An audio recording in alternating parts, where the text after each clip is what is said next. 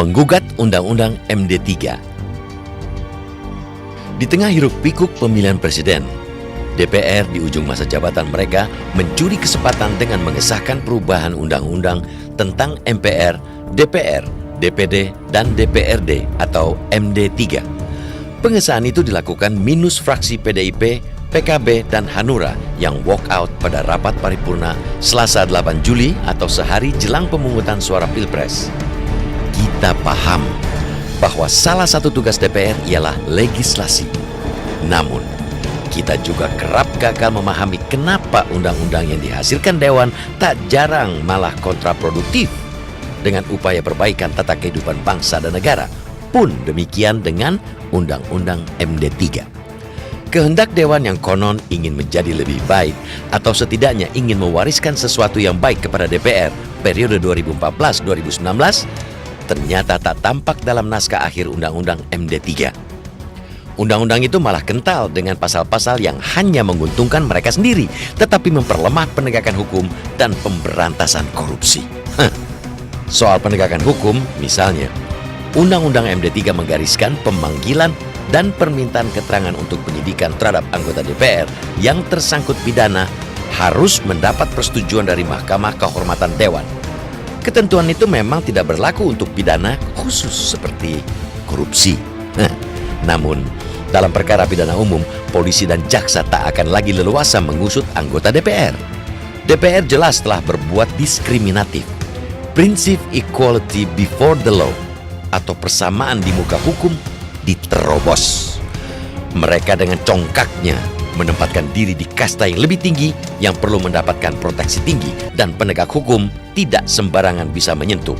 Ya kalau penyidikan itu kita kan lepas, silakan. Itu ada aturan khususnya bahwa terhadap tindak pidana khusus, tindak pidana yang dihukum berat, sebenarnya dihukum berat, pidana khusus sama-sama beda-beda tipis. Itu kan nggak perlu harus izin, bisa setiap saat, nggak perlu dari izin Mahkamah Kehormatan. Tapi yang dimaksud di sini adalah kalau dipanggil sebagai saksi. Ini dipanggil sebagai saksi kadang-kadang kerja itu macet. Sebentar si A, sebentar si B dipanggil, sebentar si C dipanggil. Nah, disitulah kita masuk. Artinya untuk hal yang dalam proses penyelidikan itu harus ada izin dari Mahkamah Kehormatan. Undang-Undang MD3 kental pula dengan aroma pelemahan upaya pemberantasan korupsi.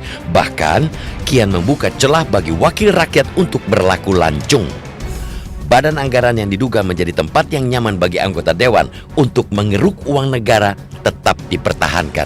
Sebaliknya, Badan Akuntabilitas Keuangan Negara atau BAKN dihapus. BAKN dibentuk untuk menindaklanjuti laporan hasil pemeriksaan Badan Pemeriksaan Keuangan. Ia ada untuk ikut mengawasi demi transparansi dan akuntabilitas penggunaan keuangan negara. Namun, bagi DPR, alat kelengkapan Dewan yang bersifat tetap itu tak lagi dianggap perlu.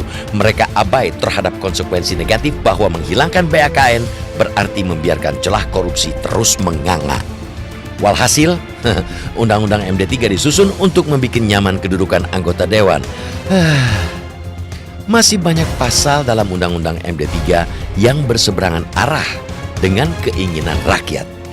Itulah produk yang tiba-tiba disahkan ketika perhatian rakyat tersita oleh Pilpres sehingga pembahasannya praktis tak diwarnai proses diskursus publik dan luput dari sorotan media massa. Karena itu, kita mendukung sepenuhnya siapapun, termasuk koalisi masyarakat sipil, untuk secepatnya mengajukan uji materi Undang-Undang MD3 ke Mahkamah Konstitusi.